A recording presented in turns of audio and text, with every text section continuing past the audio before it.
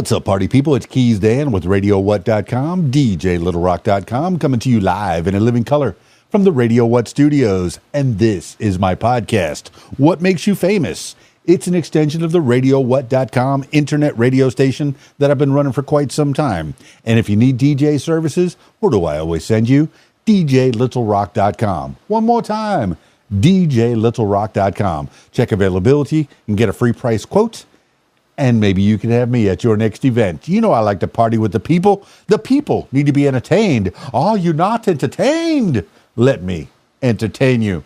Today on the program, speaking of entertainment, I have Thaao Penghlis. Thaao Penghlis. Oh, yeah. Mission Impossible. Oh, yeah. Days of Our Lives. Oh, yeah. Countless television shows. Hart to Hart. Quite a few other television shows. And quite a few movies. You know, classic movies, stuff that you've probably seen. And you went, oh, yeah, Thaao Penghlis. That guy's pretty cool. Yeah. Well, the fine folks of Nashville Entertainment Weekly, Jill Santabanez and TJ Cates, they put me together with Thaao Penghlis, and I'm excited to talk to him in the next few minutes. So stick around. And let's see, this week's shows, I have 3 public shows for you. 3! Yeah. That's right. My usual public show. On Wednesday nights, I'll be at Taylor's Made Cafe in Conway, Arkansas, for the Video Dance Party Karaoke Jam. So excited to be back there. I know it's an open outdoor setting, so weather permitting, if it looks like rain, the show's going to be canceled. But if it's a nice, beautiful day and it's going to be a nice, clear night and warm enough, we go out on the patio and have a party on the patio with some good food and some great people hanging out at Taylor's Made Cafe from 7 until 10 p.m. on Wednesday nights. So excited to be there. This is my 3rd week being there.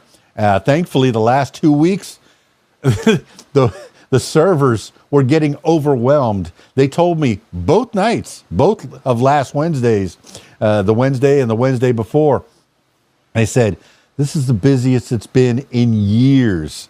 So I'm excited that people are responding. I'm excited to be a part of it. I'm excited to be there. And apparently they're excited that I'm there. So yes, win-win. So that's Taylor's Made on Wednesday nights in Conway, Arkansas.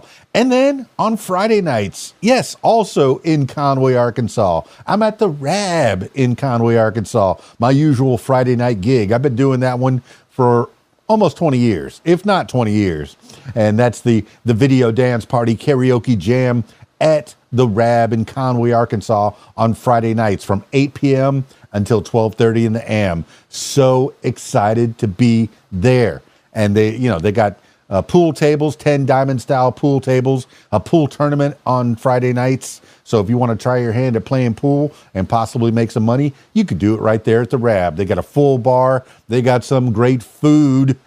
Check out the food. The more you eat, the more you could drink. It's not me, it's science. Don't look that up. And of course, the Video Dance Party Karaoke Jam, where you're the stars of the show. And then on Saturday, I will be at a brand new event. This is an event out in Hartman, Arkansas, where they want to do this every week or every other week or quite a few Saturdays a month. Hartman is a very small place. And, they don't have a lot of things to do out in Hartman, Arkansas.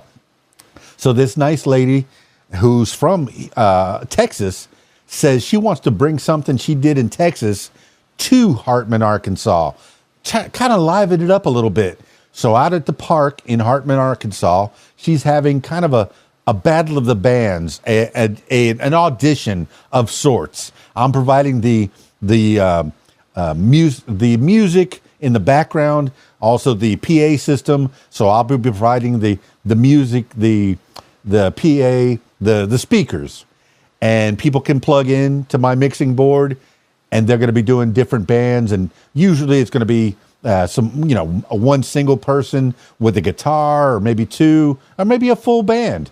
But I'm excited. It's a brand new event on Saturday, the 10th of May. So very cool. Out there in Hartman, Arkansas. Address is 218 Line Street in Hartman, Arkansas. Starts at noon and goes away all the way until 10 p.m. So that's going to be a long day for me, but I'm so excited about it. Yeah, that's Saturday. All right, that's enough intro. Let's get into it with Thaao Penghlis. Yeah, the Thaao Penghlis. I got him on Skype, so if you're listening to the audio version, check out the video version on my YouTube, youtube.com/user/KeysDan. Skyping Thaao Penghlis now. Oh, look at that. He is camera ready. Oh, he's ready for his close-up. Thaao Penghlis, what is happening? I don't know, but I tell you, I'm not very good at these things. There's so many outlets to connect with people that it's all, it's new for me. I've had to discover it on my own. And I did 100 interviews last week, but 100 interviews last year, but I never used Skype.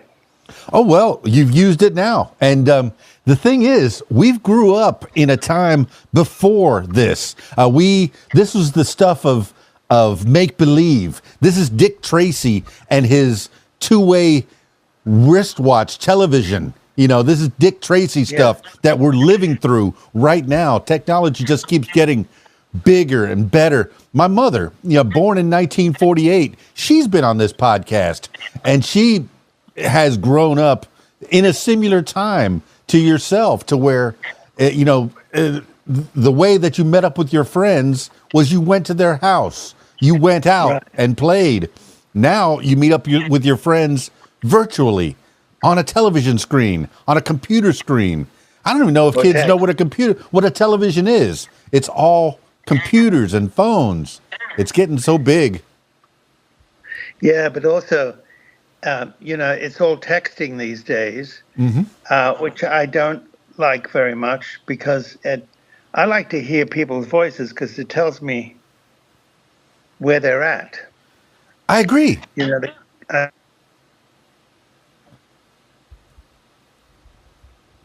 Can't understand why people have taken the easy way out rather than sharing. So I'm not happy about today's technology. Really, it's not intimate, it's not personal, but it's convenient. Well, Thaao, this is may I call you Thaao or Mr. Penghlis? What's better? Thao's fine. Thao's fine. Thao's fine? All right. Thaao, yeah. This is the next best thing to you coming all the way to Arkansas, or me going to wherever you are in the world. But the fact that I get to see you and hear you and see your expression and see that loving smile on your face, and the fashion, I have to take my fashion cues from you. I don't think men wear enough scarves. What do you think? I don't think men have been trained to be non-threatening with their clothing expression. They're almost ordinary. They follow a thing like the whole thing with the blue suit with Trump at the funeral in Rome, and how he stood out because he wasn't. I don't think he was very clear. The wife did, but he wasn't very clear, and so he stood out in the wrong way. Oh yeah. I would have liked, the way Kennedy would have dressed, or the way Biden dresses, or I just think, wearing a bright blue suit and a blue tie doesn't denote to pay respect. Well, yeah, dress code was all black, and you talked about Melania. She's usually wearing 6-inch stiletto heels, but she chose to wear flats on this particular occasion, mostly because of all the walking that she had to do. Right, all the standing. Yeah, but I started with fashion, I think, because of my mother in Australia. Whatever money she had, she used to dress me up with nice clothes. I always liked color. I wasn't afraid of color.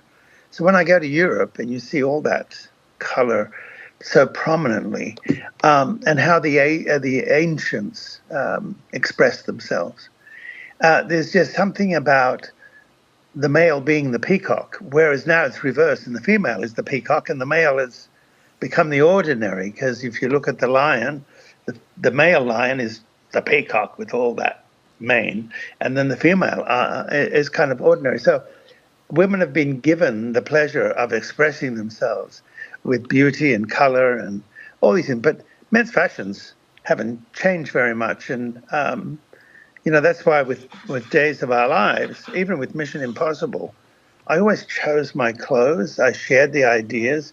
I never went over somebody's head, although I was threatened by Paramount once when the head guy said to me, where did you get that suit from? Is that your suit? I said, yes. He said, did you buy that? He says, yes. He says, don't you ever do that again. So as the series progressed, he calls me up and he says, my wife likes the way you dress. Would you take me shopping when you come back to LA? So, it's all fear factor. You look at dancers, you look at people that have taste. I think the fashion world is a wonderful way of expressing how you feel about yourself, and always remember where you are in order to pay respects. You don't go with flip-flops and shorts, like some people do. And it's like the same thing is that people who come to your home with empty hands. It's all about contribution and how you see yourself and the manners that you have been raised with. Well, I know I'm only wearing a basic black polo right now, but if you saw my closet full of regular ties and bow ties, that's how men are able to express their colors. Yes, you can wear a solid suit, solid blue, solid black, but the peacocking is the tie. I wear a lot of Grateful Dead ties, a lot of colorful ties that are bright. But oh my goodness, I took fashion marketing back in high school for 3 years. I was part of the Distributive Education Clubs of America. I almost went to the Art Institute of Miami. That was one of the big thoughts that I had when I got out of high school, so I can appreciate fashion. I even did a fashion show where I had to make my own clothes. I was breakdancing back then, but I had to make my own breakdancing outfit. And I can appreciate the fact that people wear all black, just like I'm doing right now. But I like the colorfulness that you're bringing to the podcast for sure. Anybody that's listening to the audio version is missing out on the wonderfulness that is you, Thaao. But when I told my wife that I was going to be talking to Thaao Penghlis, she said, "Oh, you mean Tony Stefano?" And Tony DiMera. It's DiMera. DiMera. Stefano was your dad. That's right. See, yeah. She just schooled me because she said, "Oh, I'm a fan of Days of Our Lives, and even Heart to Heart, and even Mission Impossible." She said, "I can't believe you're talking to him. That's fantastic." So I'm giddy on her behalf. Oh, that's nice. That's nice. To me, one of the first things I do when I go to work, I always pick out my outfit, what is going to express the language that's been given to me for that day, what part of the house I'm in, if I'm somewhere else, somebody else's residence. Depending on what the background is, that's how I say to myself. And also, it changes my walk. When I wear a certain outfit, it changes my walk. So when I walk into the room, you bring in some gravitas, substance. All that's very important for character. A lot of actors have not been trained that way. We were trained in our day. We were trained so well. We were given all the stuff all the environment, what kind of environment, even the sky, even the manners, that always brought to character. But, these days, it's all about, how you look and I'm enough. Well, that's not true. That makes total and perfect sense. When I put on my bow tie, my button-down shirt, my bow tie, my jacket, my vest, not necessarily in that order, I get in character. When I'm going out to do a show, I DJ for weddings and parties, and people go, "Why do you get so dressed up? You can just wear blue jeans and a t-shirt." No, you put that outfit on and it becomes part of the character. It's kind of like a uniform. You know, as soon as I put that on, I feel a certain kind of way. And if you're trying to get into a character, you put on the outfit of that character. It identifies and informs the character. Yes. Well, you know, that's the beauty of having journeyed as much as I have, because I watch how other people interpret things, and then I come back with new visions, new attitudes, different tastes. You know, to go beyond yourself and see how other cultures are and how they express themselves, because the European cultures are ancient. And when you go into that culture, you know, stepping into what the ancients were part of, it's exciting for me. Even going to a monastery is exciting for me, because the candles that are burning, or the colors of the walls through those candles through centuries, there's something about listening to someone who, like in the church, when you hear that kind of beautiful sound, that to me, not only is it innocent, but there is something that somebody has lived well enough to have made those sounds possible. And to me, the best education is taking journeys, because I've always said this: when you leave that front door and you come back through that door after a journey, something about you would have changed. And so, you know, if we're not changing and developing as the decades go by, who do you become? It is about becoming. It is about the realization of why you came and what is your final renaissance in life.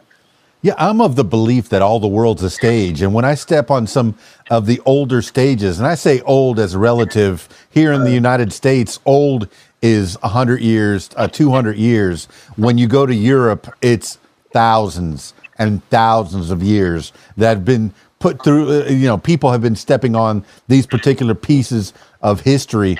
And you feel, I don't know how much you believe in it, but you feel the energy of all these people that have been in these places before, and it kind of engulfs you. It becomes, and yes, when you come home, you've taken a part of that home with you. Now, where do you find yourself right now, Thaao? Where are you at? Well, it's a good question, because I'm looking at it. It's great to be on days after 43 years. I'm looking to the next journey, which is going to be Egypt again. It'll be my 15th time. I want to go to the Grand Museum in Cairo, in Giza, and then go to Jordan, which I've done quite a few times, and then eventually take a trek in Turkey. My ancestors are from Constantinople, and so all of that, and I'm writing short stories. I'm doing a podcast, a new one from the one I did before, which was on the discovering of Troy and Mycenae and the ancient Greeks and the ancient Trojans. And now the next podcast I wrote is really, it's called The Great Escape. It is about the story about what happened when the Holy Family had to escape from Herod. And what is that story about? It's about the wise men that I begin with. It is about Phraataces, who was the king of Persia at the time, and also Herod. So it's all that story combined, and in that environment, these three wise men, because they were the astrologers, the astronomers of the ancient Persian court, and because of what they discover in the skies, take a trek, which takes quite a while, and how they help the Holy Family escape into Egypt, which they did for 4 years. And out of that began the Coptic religion of Egypt, which is the Christian religion. And so I went to Egypt and took 2 weeks up and down the Nile to all the sacred places of where they hid. So this is what this next podcast is going to be, and I'm doing that. I'm recording that on Friday. Oh, I love the sound of your voice. It's so soothing. And I'm always looking out for new podcasts, because I listen to podcasts all week long. I do a lot of driving, and I'm always on the go, going from one event to another. And in those interims, I'm listening to podcast, mostly to learn things. And I think I'm going to learn a lot of new things from you, Thaao. What is the name of the two podcasts that you've done? Because I do want to go back and listen to your original one. There are 4 parts, and the first is the Trojan War. The second is about where it started in Mycenae, Greece, with Agamemnon and his military men. And the third is I went to an island called Kefalonia because they believe that on that island of called Paliki, that is the true island of Ithaca, of where Ulysses lived. And so I trekked over there, and I spent a week with this geologist, archaeologist, and he trekked me and took me around up and down the mountain and followed in the footsteps of Ulysses. That's the third one. The fourth podcast is really about all the dangerous experiences I've had in life, traveling. So it's a matter of understanding what's confronting you, how you understand other cultures, so you don't go in there being ignorant, so that you are able to be part of that expression without, throwing some negative things about the country. Even though I was, arrested by the Hezbollah and threw against the wall because I thought I was an Israeli spy. That's the fourth one, and then this one, and it's called the podcast is called the Lost Treasures, because it is about the great treasures that were found to prove the point that Schliemann, who in 1832 as a boy said to his father that one day he would find the treasures of Troy, and in 1874 he did. And so then he took himself to Mycenae and he dug those incredible graves and those magnificent military men that had golden masks, so that when he lifted the mask, the face just disintegrated. So I went and explored that area a number of times. And so that's the 1, 2, 3, and 4. And this one, which will be in 2 parts, called The Lost Treasure. Thaao, it's called The Lost Treasures. I am so appreciative of the Greek history. So much of our own, what we do right now comes from the Greek. If you watched My Big Fat Greek Wedding, the father on that says everything comes from the Greek.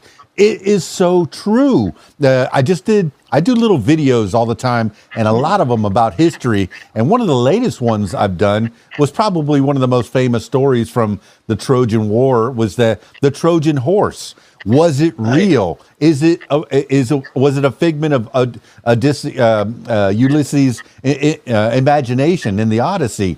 Is there definitive proof that it's there? And it might be a spoiler for your podcast that you may have even spoken about this. I'm sure, yes. If you're talking about anything Trojan, but I do, man, Agamemnon and Alexander and all these people, they were Greek, and they've given us so much to talk about, so much that's still relevant today. The literature of this piece is probably the greatest piece of literature.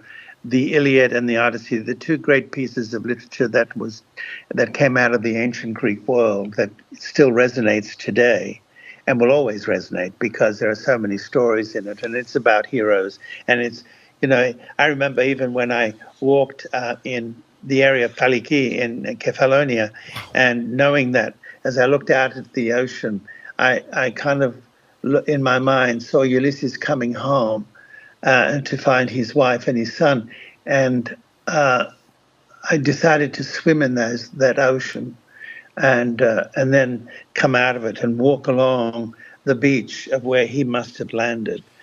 To me, that knowing history and how you interpret it and how you become part of it is part of the beauty that makes such education for us within, that it helps us become who we are. And that is, you find that out at the end. And I'm not saying it's the end for me, but I'm getting to the point of where I'm getting to better understand why I came and here, and also to come to America that allowed me. I mean, America has been very generous to me, and I became an American citizen in 2008, and how much have they awarded me for my contribution of work and how I persisted to become successful in those years when it was not easy. And so today, you know, I'm standing on a platform that I feel rich about, and even exploring the stories. You know, you can tell stories and they're made up in your mind, but when you tell the true stories of what happened, you have to go and be part of that environment, so that you have, you know, walked the earth, swam the waters, eaten the food of that culture, so that when you come out of it, you have a better understanding of who you have been associated with. I love the hero's journey, and you know, certainly Ulysses and the Odyssey is one of the greats. That story keeps getting told over and over and over in movies and different forms of media. But what I was just thinking of was the family structure. He was gone for 10 years, comes back 20 years, comes back, and his wife and son are still waiting for him. What does that say about families back then? Yes. What does it say about families, and how the one thing that allows substance within is the dedication you have towards your family, and be an example. I mean, the way Ulysses was to his son, and the way he fought for him to come back and own that land again. It's a fascinating story, and so because I went there, and because I lay in the weeds and the rough terrain, and you reach the top of where his castle is supposed to be, and you look out where he could see any enemy coming, but that was 3,500 years ago. Well, mentioning family, you already spoke of your mother teaching you about fashion. You talked about your mother teaching you about fashion, going off the family structure. What else did she teach you growing up in Australia? Whereabouts in Australia? Because that's a pretty big place. Sydney, right in the heart of it. Yeah. Well, you know, if I remember, she taught us manners. We were taught how you differentiate in the way you treat an elder or a younger person. That's another thing as actors we have to understand. I mean, these days, some actors talk to you like they're the same age. And there's a different tone in the way you speak to someone who has had the experience and has lived this long. And so you have to let them. I mean, sometimes, I will remind them, because I said to an actor, you know, you just spoke to me the way you would speak to a 5-year-old, 10-year-old, and you have no concept at all who you're talking to. You haven't taken the time to learn who you're talking to, so that the tone changes, the manners change. It's all about respect. And if they don't give it to you, then you demand it. And I do. I don't, this is the way I was taught from others who are older than me, who taught me about the wonderful things that are part of what makes you complete as a human being. And so, you try to become an example to those people. That's why even, I think there was a book called Becoming, and that was the First Lady's book, Mrs. Obama wrote. And I thought, that's interesting, because you have to like Shakespeare did, there are 7 sequences in life. And it's very good to understand, to teach people from that time of their youth what the future's about, so that you guide them quietly, without pushing and without getting frustrated because they're not doing or seeing what you think they should at the time. So you bring in tools, you sharpen those tools as you get older, and therefore when you interpret life either in reading, from reading a book and getting that understanding, or writing a story, or acting, or sitting at a table and someone's serving dinner. How you respond to all those things, they're very important. You train a dog to behave a certain way. The same with children, people, they have to. They're looking for a guiding hand. I looked for a mentor. That's why I came to America. I needed somebody who knew more than I did, was willing to show me and help me overcome my mistakes. And I found that in New York with Milton Katselas, and he was my teacher for many, many, many years. And so, I've been blessed. Well, that had to be years ago, because with all the credits you have, you are now to become the instructor, the teacher, the person who is going to mentor. Yeah, the mentor for the next generation. And you were talking earlier a little bit about the age, people talking to each other in this business, in Hollywood, in the Hollywood thought, quote unquote, where ageism there's such a stigma on growing old. You want to remain youthful because the youth is always rewarded in this business. You don't want to be an aging actor in certain things. Oh, wait, I'm paying a father now? Wait, but I was just a kid about a year ago. Oh, I'm playing a grandpa now? Well, about 10 years ago, I was just, a teenage actor. But no, the age. But you seem like you've grown into it gracefully with thousands of acting credits. And like I said, my wife was giddy when she heard I was talking to you. She's seen you as she's grown up. And I guess she told me about Stefano and Andre and, the different storylines in Days of Our Lives. And when she said Andre, I said, well, was that a twin brother? Because I didn't actually see it. Was it a twin? Yes. It was somebody who became to look like me, because I was these two characters. One, I tried to make someone who was close to perfection in what they do in life. They're smooth, they're mysterious, they're enigmatic. And Andre was the klutz, and so I made him, the clown. And so in differentiation, I gave him a different tone in my voice. But yeah, I enjoyed playing those characters. But what you were saying about ageism in Hollywood, when you go to Europe, you try to speak to an old man or an old woman disrespectfully, you'll get a real slap. And because they are of the old school. Today, the problem with us is it's always about money. We think that someone who's younger, because they're prettier, and so therefore they're going to stop when they see you. And I said, yes, but how long do they stay? If you're not showing charisma, if you're not showing an education or a character or someone who is mysterious and dangerous, then how long do you stay with that? That's why they take shirts off, all the old thing about let's show bodies and things like that. But, it's the only thing I will say about in this life, in this country, and also in Australia, that is, money is so prominent that the youth, they think the youth will bring in the money. Well, let's face it, the people who watch us have been with us for many, many years, and they're older. Yet they bring in the young. And of course, it's nice to see someone pretty and all that. But in the end, I think what we try to do on the show is mix the different ages so that you see the level of life in this particular town called Salem.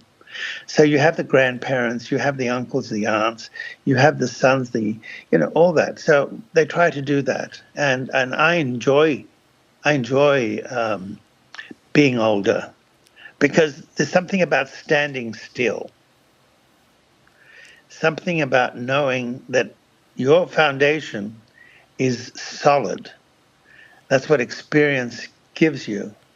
And yet, when I go home, everybody's always about, well, what are you doing about your money? And why don't you come and buy something, invest in this and that? And I'm thinking, I'm over that. I had those opportunities. I have my home. The only thing I want to do these days is continue with my work that I'm doing, write when I can, and then take another journey and learn something more about another culture and about myself, and then share it with people in storytelling. Yeah, well, money is how our Western culture is structured. You need to have more of it so you can gain more things, so you can get more stuff. Yeah. But you, being so traveled, I'm sure you've seen other cultures that don't even rely on a paper money. It's a barter system. It's a you do for me, I do for you. It's a brotherly system. It's a more socialist, I guess, social system, to where money doesn't even come into it. Nobody's better than anybody else. You provide what your skills set does for the society as a whole, and then they provide for you if you don't have that skill set. I wonder what other cultures that don't rely on money. I've never traveled outside of these United States. I need to get out and go see the things you've seen. Go see these ancient cultures that I've been reading about, and even doing little videos and audio podcasts about. I enjoy learning from people like you who have traveled, because you have that experience. It drips from you as you. If you walked into a room, I would want to speak to you, just because of the way you're carrying yourself.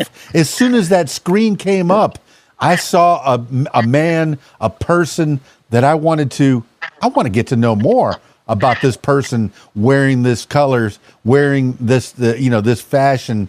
Where is he? And where did he come from? I want to know. And I'm glad to be talking to you. I'm giddy. Listen, my friend, it's great to be curious.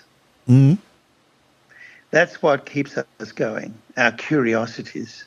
When people don't have curiosity and they just think, I'm old now and what else is there to do? And I'm going, you're so foolish. Once your curiosity dies down, you probably pass on. But to me, God, there's so many things I want to see and do that, there's something about understanding just the way I do take and deal with food. There are so many recipes, there are so many tastes, so many things that you can do with food. So in the same way, I think about life, that I have been blessed coming here with $180 in my pocket, studying as hard as I could, and sensible enough not to get to any trouble. I'm not needy. I don't, drugs and alcohol and all that. I'm not very good at those things. I always think when I see people who drink too much or do drugs too much, you see how old they get very quickly. And also, there's something cynical about the way they look at life. The light dims when you live in that area of life. And that's why if you go to Egypt, you take a felucca ride down the Nile and see the ancient people still doing the same thing with buffaloes and doing the foods that they grow, and they are part of the earth. And when they meet you, they're very respectful because on how you treat them. There was a kid. I'd come back from one of the journeys of following the Holy Family's escape from Herod, and I came down and I looked. I was driving and I said, stop the car. I said, look at that buffalo. Look at the size of that buffalo and that little kid pulling it along the Nile. And I said, stop. And I rushed out. And the kid looked at me. He got so scared, he ran out screaming. And I was so upset that I created that chaos in his life, that the father ran down. And I said, I'm terribly sorry. I just wanted to take a photograph because it was so unique and so beautiful. And he said to me, well, my son had seen something on television where people kidnap you. I cannot tell you what that did to me, that I gave him that thought in his body. And so what I did, how do I change it? So I got down on one knee to the kid, and I spoke to him, and my guide interpreted. And then I said to him, what are you going to do when you get older, And he was telling me he wanted to be a guide. So I said, well, I'm going to give you your first part of your education. So I put some money in his hand, and he just was so shocked. But how do you change a story that could have been violent in a way and really had affected that child? So it's in the way, and that's part of the maturity of and understanding the culture and understanding how children and how they can be so easily influenced. So, I have a lot of those experiences over there. And so people who are poor financially, but not poor as humans, they have a lot of integrity. Even their houses have, I went to one house, and I because I didn't have any sweets to take, I gave the father $50, and just out of respect. And his response was so beautiful. And he gave his son some money to go and get some sodas, So we talked about him. So I brought his son a beautiful book on travel. And I said, that's my gift to your son, that he will pay attention and become someone when he gets older. Do you know that kid now is the guide? Fantastic. So you did something. So, that's the beauty of getting older.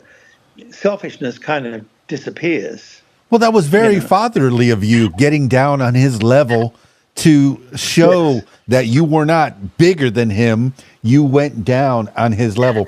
And the other person that you gave the $50 to, immediately he took that $50 to go get sodas that he could share with you. He wanted to share in that benefit, that bounty that you gave him, that you blessed him with, and he wanted to give it to you. Now, you spoke briefly about food and cultures, and I think food and culture is so intertwined that it's nearly synonymous. When you go to a different place and you meet up with people of a different culture, one of the first things that you do, and one of the best ways to get to know them, is to have a meal with them, to speak with them while you're enjoying the cuisine of that particular place. How many places, and what are the favorite things that you like to eat in Greece and in Egypt and some of the other places when you go and you experience that culture? Is it the food? Is it the fashion? What do you like the best? What do you take away the most from these places? Well, one of the places I went to was Syria, and that was just before ISIS came into the picture. And I remember going to a place called Malula. And in Malula is one of the few places left in the world where they speak the language of Christ, which is called Aramaic. And I walked into the church, and I said to the priestess, I said, would you say the Lord's Prayer in Aramaic? And I recorded it because I wanted to hear how it sounds differently in your ear. And I remember when we finished, I walked out, and a family was sitting by the rocks eating, and they invited me over. I didn't know what the food was, but because people are being graceful and, putting a table in front of you, I was a little untrustworthy about food because I didn't know about the water. I didn't want to get sick because I had so many places to go. But I ate things. I didn't eat things like salads or anything, but the meat and all that. And it was such a wonderful, unique experience. And then I went to Palmyra before ISIS had destroyed half the place. And wherever I went, food, let's face it, by the end of the day, I'm excited about it. So where do we eat? Cuisine to me is like, I want to taste this food. And so, I'll find restaurants. I'll ask people who are experienced in the area and ask them what they would recommend. And so, Syria, the Middle East is certain foods, they eat with their hands. And I found that to be interesting because sometimes I do that. I'll eat, like a chicken or something, I'll eat with my hands. But, then you go to a place in France and then you've got, the nose in the air. And, it depends on how you dress when you go in. They love being posh and arrogant, but I still love them. I mean, I think they're an incredible culture. And even Italy, which is, the food there is extraordinary. In Greece, in the islands, I think they voted Greek food, the finest in the world. Why? Because it's all from natural, and it's not overdone with frying and things like that. And so that's why I wrote my cookbook, Seducing Celebrities, because to me, the best thing, like I'm having some friends come over for dinner, one of the things they love coming into my home is because of what I cook. So I'm doing I just finished doing a white bean soup. Then I'm going to do scallops with capers over mashed potatoes and some broccolini. And then for dessert, I've got some wonderful cakes that I bought yesterday. So food is very important because at the end of the evening, when people leave, the thing that remains with them is, what did you think about the food? You know what I mean? You don't want to make someone going, oh, you don't overstuff people either. Everything should be done in a way where when people say, oh, can I have some more? I say no. Because I don't want people to get overstuffed and what they remember is their stomach. I want them to remember that someone took the time to create something and they were given it. So you have to be in a loving mood when you're cooking because I think it affects the energy in the food. And so there are many things that go through it and the way you create an atmosphere when people come into your home.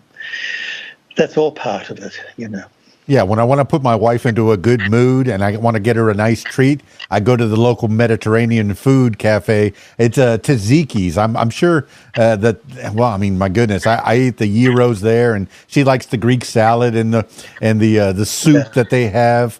I do believe that is great food. Soup. Yeah, the avgolemono soup. Also, tzatziki is great if you're doing stuffed cabbage, for instance. Mm-hmm. Tzatziki is great as a side because it's made from yogurt and cucumber shaved and garlic and onion and dill and fresh dill, so that when you eat that you mix it with the stuffed cabbage. It's a wonderful. My mother used to do it when we were kids, and I always remembered what she could afford.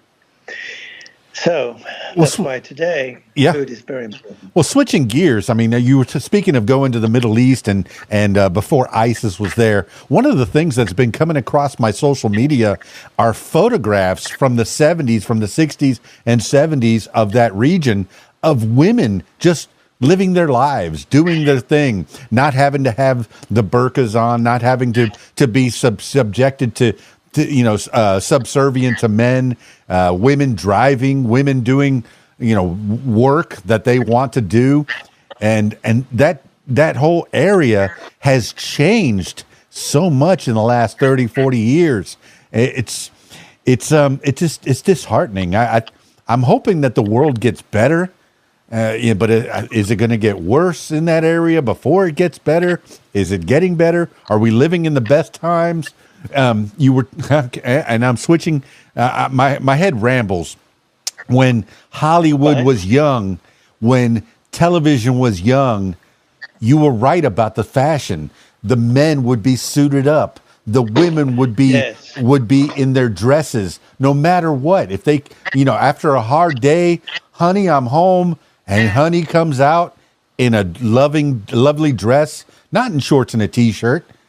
She's been cooking all day. Maybe the most that she has on is an apron over her dress. She takes the apron off and she's immaculate. She's fashionable.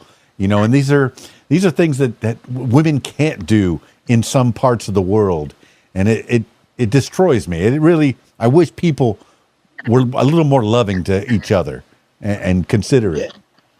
I also think about when people arrive at your home, there's so many people that don't understand what it is to be part of the contribution of the evening, and they come with empty hands. I said, you could have gone down the street and just snapped a rose or something and come at least show something rather than coming.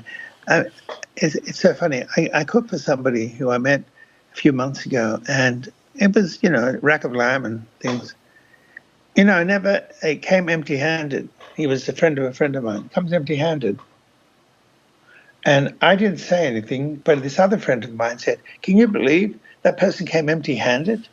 And I said, "Well, it's who they are, I suppose." I still haven't heard from them 2 months later to even say thank you for an evening. So we've lost that, When you lose that, because it was, these were part of character building.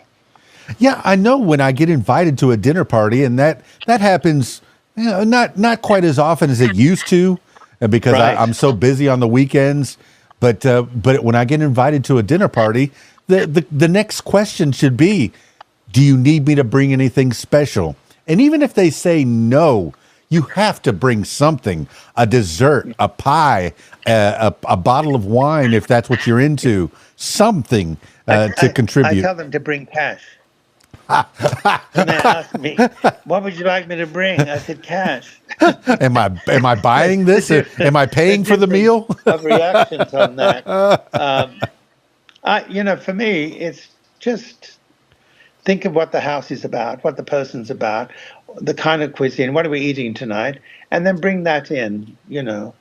Doris Roberts used to do that. She used to come and she used to bring champagne, but then I found out the champagne was just for her. She didn't bring it to share it. She'd say, "Open my champagne for me." And then I thought, oh, she didn't bring it for the house. So, but she had other wonderful qualities that it became humorous, Oh, I have a cousin that brings a 6-pack for himself. Oh, yeah. or a 6-pack of Coke. Oh, well, that's another story. I think most people will drink the Cokes, but yeah, he'll bring a 6-pack of something else for himself. But no, hey, I know we haven't even talked too much about your career, your loving career, but I'm having such a good time talking to the man, Thaao Penghlis, not that's sweet. not Thank the you. legend of Thaao Penghlis, because and like I said, my wife's been through all your credits and been through and grew up with all of that. Days of Our Lives, like sands through the hourglass, so are the days of our lives. That's the first thing I'm thinking of. And then Mission Impossible, of course, I'm thinking the theme. And so, but you said that you came over to the States to learn how to be an actor. Did you do any of that in Australia at all? No, I was in the diplomatic business. I was working for immigration. I was an official there of interviewing Southern Europeans. Suddenly one day it got kind of stale, and then the Ballet Folklorico of Mexico came into town. I met them socially, and Amalia Hernandez, who was the choreographer, thought I looked like her son, and she invited me over to sit next to her. And then she said, "How would you like to come to Mexico and see our ballet there?" And I never seen ballet before. And I said, "Sure." And that day, 29th of August, I left on a free trip to Mexico. And from there, I went to New York. And someone says, "What are you going to do here?" I said, "I have no idea." And then so mistakenly, really, a Greek actor said, "You should be an actor." And I said, "Oh, my God, no." I said, "No, that's not in my..." He said, "No, we'll come to a class." And so I went to a class, and I enjoyed the class. And then I had this insatiable thing on how do you perfect this craft, So I studied, during the day, I studied art, Chinese art and English 18th century art. And then from there, I went into the acting business, and I studied fashion with Melodondre in New York. And that was a great experience. And from there, I decided to study with Milton Katselas, and from his class, I became his assistant years later for 10 years. And that was just fantastic. So it's a varied life. I'm not going to say it was complicated, but oh my God, when I look at it, there's just not enough time to do those things. When people who sit back and think, oh, life is boring. No, you're boring. So I just say, I would like another 20, 30 years added to where I'm at because of what I need to do.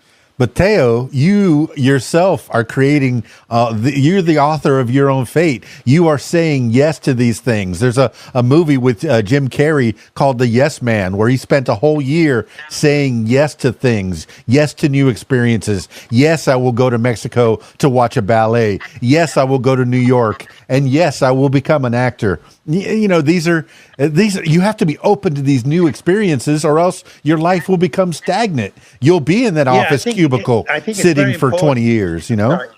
Go ahead. Yeah, I think it's important to understand signposts.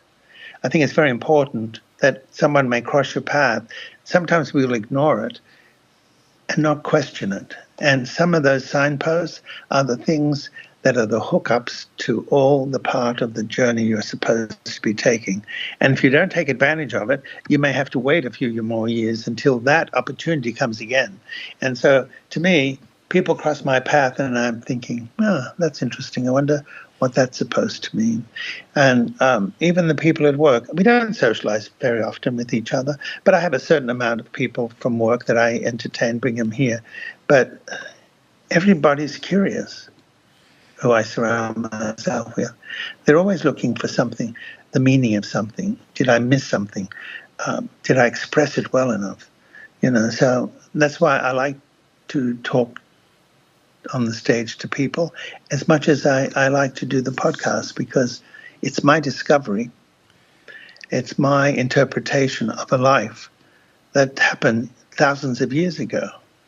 And it's just incredible to know that you walked those sands along the coastline of where Ulysses came home, or that you took the trek and followed where the Holy Family hid and brought Christianity to Egypt. And then you go home, and then you sit at the table with your brothers and your sisters and your loved ones, and you become ordinary but extraordinary because of what you're able to attain.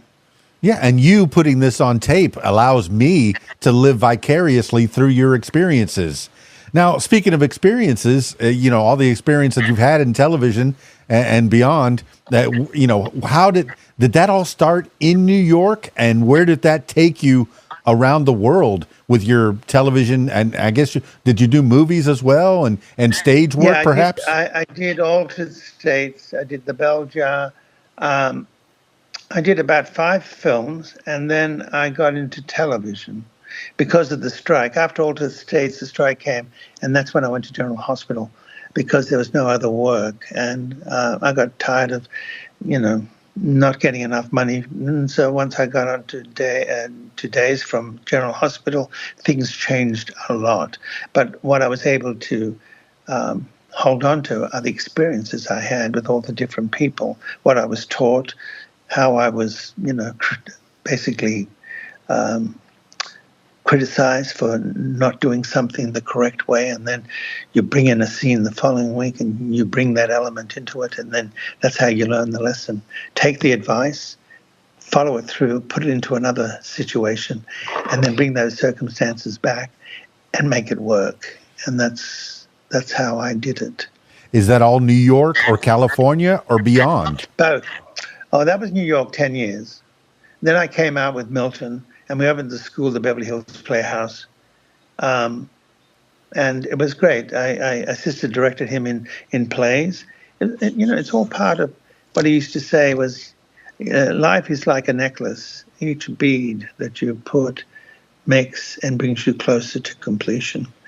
And that's how I learned from people who were great. Oh, you've become great, learning greatness, living on the shoulders of giants. All right. Well, we're here to talk about things that you're into. I don't want to take any more of your time because I want you of course, I want you to come back anytime you want, but you have the podcast. I want you to reiterate what the names of those podcasts. You have some writings that are going to be published, or you have some writings that are published. Yes. I want you to tell people how to get a hold of those pieces of media as well. And, you know, what are you doing these days? Or, you know, where can people see you? Where can people find you? And what's the easiest way to get a hold of you? I know you're not much on this social media thing, but I guess we all have to be somewhat. How do people get in contact with you? I do it, I think, enough social media, but I begin to air again on days mid-June. Yes. And I think by that time that I air on Days of Our Lives, I'm going to have this new podcast done, so that I will probably use the show as part of the other accomplishment. Well, my wife is looking forward to this new Days that is coming out, Days of Our Lives. She's hoping that this storyline with that, was it Bobby and there's one storyline with a couple. Who killed EJ? Mm-hmm. And there's who shot EJ? I should say. There's one character that passed away, unfortunately, in real life, and they're putting a whole storyline around that as well. There's so much that people that work days do not see this wonderful thing called soap opera. I know when I worked nights, there was a lot of times that I was home during the days, and it's either watch soap operas or watch game shows, and soap operas just seem so much more interesting. Yeah, well, it's ever